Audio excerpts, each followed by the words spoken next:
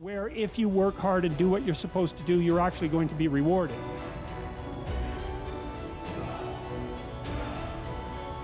First of all, you need to know them for your own life, because you got to know that there are differences in intelligence. It's really important. If you go into a job and you're not smart enough for that job, you're going to have one bloody miserable time, and you're going to make life wretched for the people around you because you won't be able to handle the position. And as you climb hierarchies of competence, the demand on fluid intelligence increases.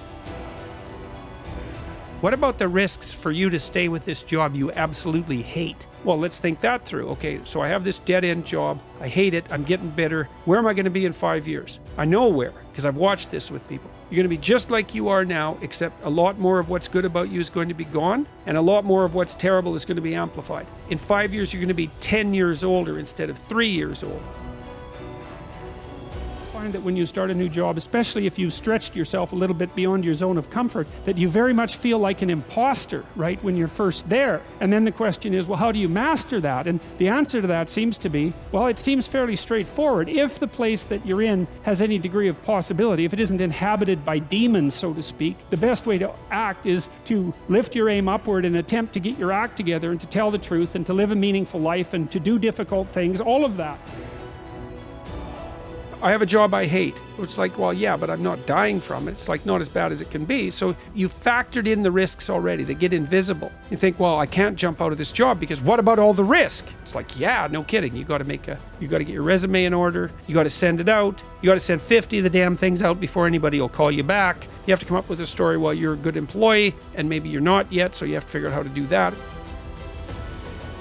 You don't want to be the stupidest guy in the room. It's a bloody rough place to be. And you probably don't want to be the smartest guy in the room either, because what that probably means is you should be in a different room, right? You should look at a place where if you're right at the top, you've mastered it. It's time to go somewhere where you're a little lower so that you've got something to climb up for.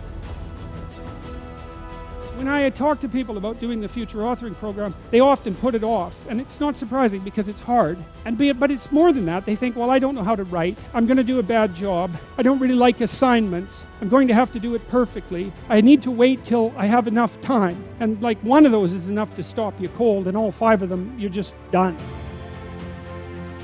With intelligence, you have to figure it out with conscientiousness, you have to figure it out with creativity, you have to figure it out with stress tolerance, with agreeableness, because you want to go into a cooperative environment and not a competitive one if you're agreeable. You probably want to keep the stress level of your job relatively low, because those are all places that you can break down. And most people have at least one significant weakness in their intelligence personality makeup, and you got to be careful not to place yourself in a position.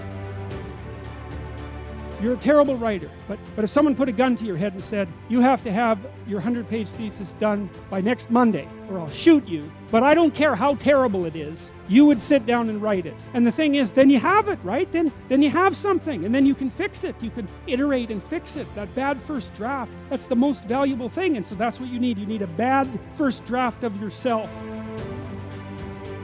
Establish yourself somewhere and prove yourself useful, assuming that you're around people to whom proving yourself useful actually matters. Like, I know perfectly well that you can end up in an employment situation where you're punished for your virtues, right?